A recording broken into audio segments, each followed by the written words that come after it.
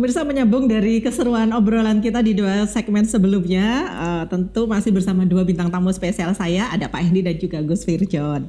Ya Pak Hendy, ini kan Pak Hendy dikenal kemarin memiliki keluarga besar yang tinggalnya itu di Jember. Kalau boleh tahu bagaimana sih Pak peran dan keterlibatan keluarga besar Bapak di dalam proses kemarin dalam pilkada? Ya, jadi perannya sangat istimewa betul dan sangat mengena dan ini menjadi suplemen pendorong semangat saya, terutama yang pertama itu istri saya sendiri ini betul-betul memberikan penyemangat kami di saat dikala saya sedang agak sedikit down gitu ya, agak sedikit down. Ternyata kan saya kan background saya orang teknik sipil Mbak Ani, orang teknik sipil dan kerja saya ini kerja struktur yang memang warna yang saya kenal dalam kerjaan struktur itu adalah hitam dan putih. Kalau sampai buat kerja itu harus putih betul. Kalau sampai hitam akan jatuh posisi pekerjaan kami.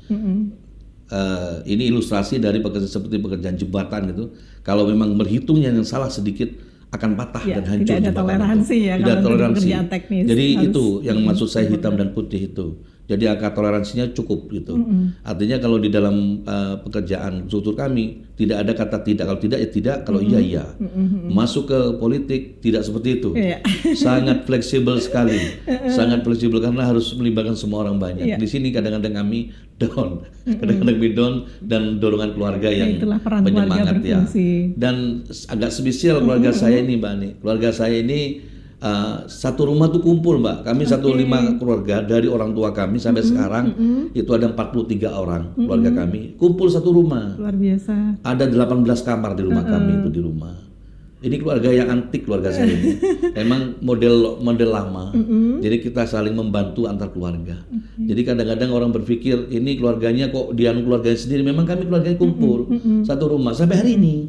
Jadi mulai zaman dulu sampai sekarang ini kumpul. Jadi katanya kuat sekali ya Pak ya? Ya, jadi perasaan itu hubungan keluarganya itu sangat kental sekali dan itu bukan dalam rangka kolusi. Itu adalah memang sistem keluarga kami seperti itu. Saling menolong satu dengan yang lain. Termasuk kemarin yang ketika maju dalam pilkada beliau ini keluarga besar ini yang menjadi salah satunya penyemangat ketika Bapak sebutkan penyemangat tadi dan ada menentukan kondisi-kondisi down mereka yang dan kami begini juga Pak. Pada saat kami mau maju, izin saya itu dari keluarga besar. Kami kumpulkan semua sampai anak cucu semua kumpulkan, kami mau maju boleh nggak? Gitu. Kayak begitu demokrasinya di keluarga kami.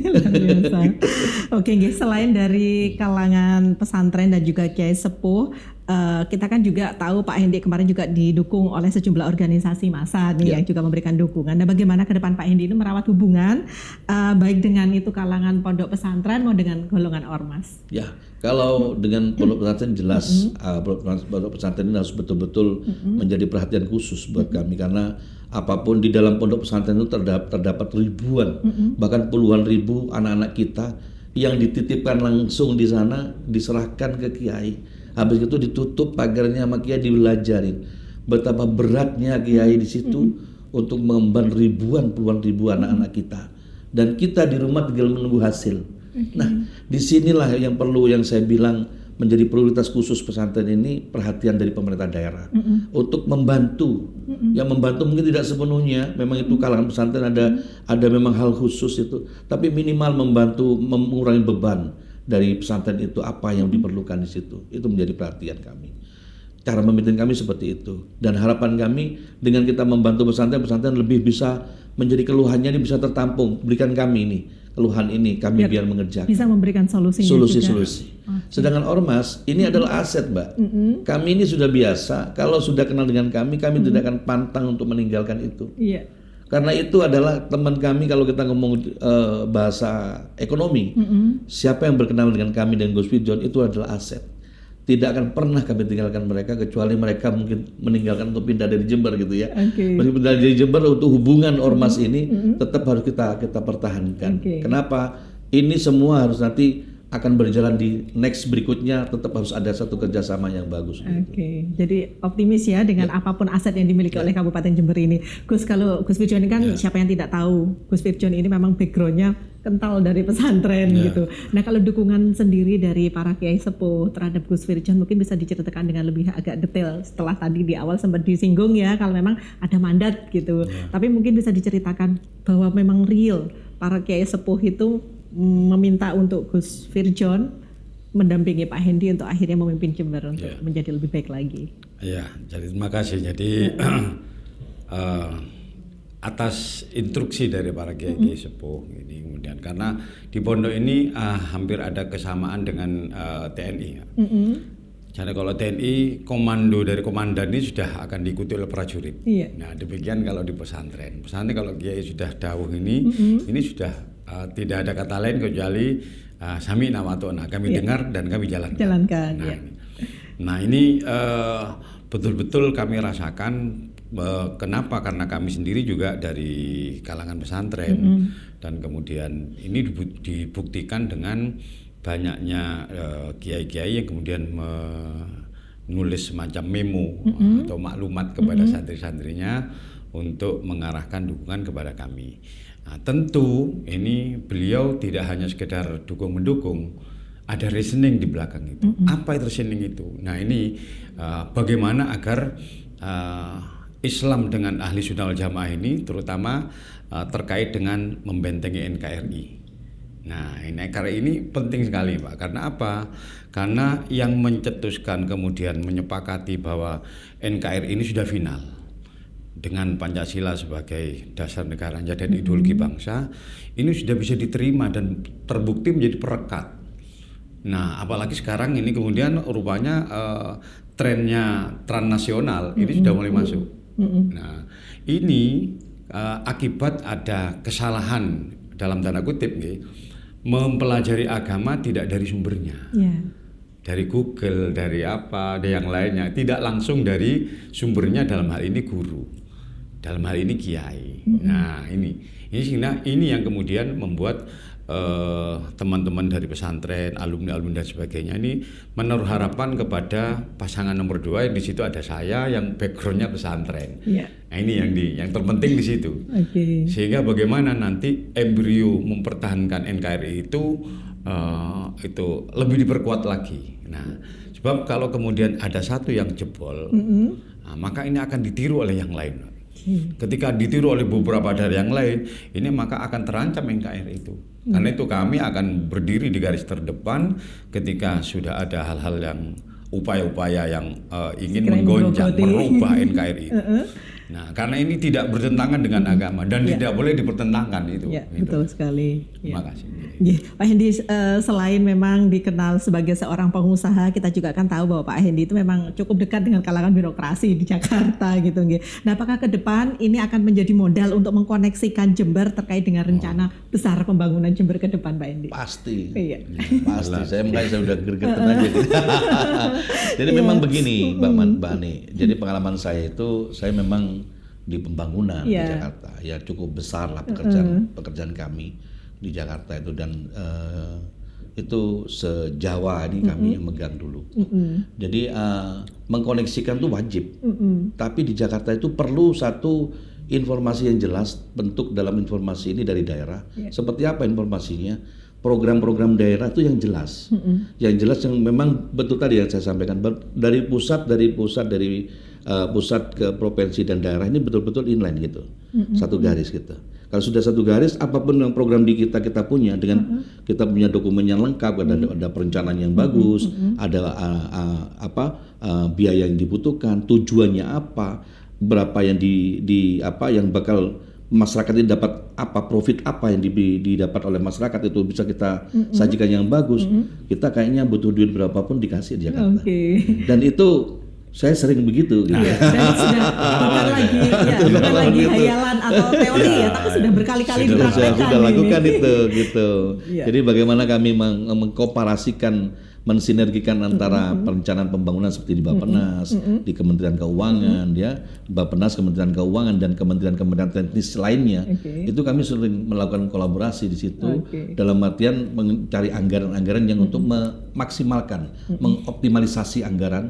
Itu kami sudah sering melakukan itu. Insya Allah saya akan tidak cukup kalau APBD aja. Apalagi waktu kita untuk pemerintahan nanti cuma 3,5 tahun, tidak cukup. Kita harus tarik duit sebanyak-banyaknya di Jakarta, taruh di Jember sini, dibangun di Jember. Insya Allah dengan seperti itu ekonomi Jember akan istimewa nanti, melejit gitu ya. Dan kami yakin SDM di Jember sudah siap di Jember, nggak usah nyari orang luar, cukup orang Jember semua suruh ngerjakan udah selesai. Banyak orang pintar di Jember. Nah ini terakhir Pak Hendy. Nah mungkin ini bagaimanapun ini baru pertama kali ini terpilih sebagai bupati. Pasti kan ada pihak keluarga yang juga harus siap bahwa nanti Pak Hendy maupun Gus Firjon akan punya banyak waktu untuk kegiatan kemasyarakatan gitu, sehingga banyak waktu untuk keluarga yang akhirnya berkurang. Nah kalau Pak Hendy sendiri dari keluarga, kesiapan keluarga seperti apa untuk next ketika harus menyadari bahwa suamiku, bapakku, saudaraku harus sekarang jadi milik publik gitu. Sudah kami sampaikan. Begitu kami kemarin quick count sudah dapat lewat seperti itu, kami yakin jadi beneran nih kayaknya. Saya udah ngumpulin teman anak-anak semua. Nih mulai sekarang kayaknya ini sudah saya bukan milik kamu karena ini semuanya keluarga ini di pundak ini sudah milik masyarakat. Betul. Masyarakat. Terus anak saya nyeletuk yang satu. Ini biasanya kan kalau kami ada acara ulang tahun gitu ya, syukuran kelahiran gitu, itu kan yang diundang kan keluarga sendiri kan 43 orang kami. Itu keluarga sendiri di rumah gitu, pasti di rumah. Ada tanya anak saya, keponakan saya tanya, bagaimana nanti kalau kami ulang tahun? Oh, lebih seru Bu nanti. Terus di mana? Pada saat saya di mana, kamu datang. Seumpama pada saat saya ada di satu desa di pinggir gunung, ayo kita ulang tahun di pinggir gunung sana. Sama siapa ya? Sama masyarakat kita. Kita rame-rame di situ sama masyarakat. Kita ajak bahagia semua. Gitu. Jadi tidak ada barrier ya, tidak ada batasan untuk itu melakukan sesuatu. Asalkan untuk masyarakat kemaslahatannya untuk masyarakat luas, kenapa kita harus ada barrier gitu? Dan ini mengalir saja. Mengalir saja dan Insya Allah sudah siap. Insya Allah sudah siap. Kalau Gus Firjon dari pihak keluarga seperti apa tanggapannya ketika nanti Gus Firjon harus menjadi miliknya masyarakat? Ada sedikit perbedaan saya dengan Pak Jendi. Kalau Pak Jendi mau maju, ini izin dulu kepada keluarga. Tapi saya justru keluarga yang mendorong saya. Berarti bahasanya sudah tidak ada masalah. Ya, sudah lebih siap lagi saya kira. Itu lebih siap karena keluarga saya yang mendorong saya untuk maju. Gitu. Luar biasa sekali. Jadi memang sepertinya Jember ini memang sudah ditakdirkan karena bagaimanapun kita percaya. Weswayahe Pak Hendy dan Gus Firjon memimpin Jember untuk 5 tahun ke depan. Mungkin terakhir ada closing statement yang disampaikan Pak Hendy untuk masyarakat Jember. Ya, kepada saudaraku masyarakat Jember, pilkada udah usai, pesta demokrasi sudah usai. Mari kita semuanya teman-teman bersatu, semua kawan-kawan dari paslon 1 kemarin, paslon 2, paslon 3 itu kan dalam rangka pilkada, pesta demokrasi. Kita semua bersaudara, ayo kita bersama-sama. Tentunya paslon 1 punya program bagus, paslon 2 juga punya program bagus, paslon 3 punya program bagus. Mari kita sinergikan semuanya. Dan tentunya orientasinya satu adalah bagaimana masyarakat Jember harus segera makmur. Segera, tidak boleh lama-lama, nggak boleh. Dan dalam 1 tahun masyarakat Jember harus merasakan semuanya. Dan saya minta kepada masyarakat Jember yang terakhir, sekarang kita masih ada masa COVID. Tolong jaga kesehatan, 3M. Pakai masker, cuci tangan, dan jaga jarak. Ini harus kita lakukan. Ini harus menjadi satu hal kegiatan kita, merubah kegiatan kita sehari-hari menjadi kegiatan yang ada tambahannya seperti itu, 3M. Pakailah masker, cuci tangan yang bersih pada saat habis bersentuhan dengan saudara kita yang lain, dan jaga jarak. Dan ini akan menyelamatkan kita semuanya insya Allah. Dan tetap optimis, insya Allah Jember sebentar lagi akan bangkit. Jember sebentar lagi akan tersenyum bahagia insya Allah. Amin. Ya, Gus Firjon, monggo terakhir untuk closing statementnya. Iya, terima kasih kepada seluruh masyarakat Jember. yang telah berpartisipasi di dalam pilkada, dan alhamdulillah pilkada ini berjalan dengan aman, damai, lancar.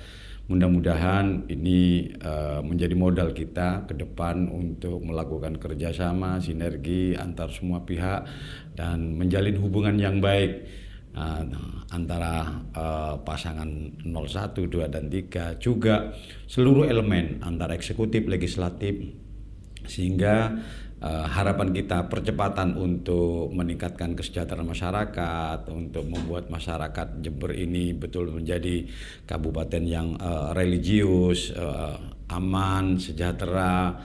Nah, ini segera bisa terwujud. Oke, luar biasa sekali.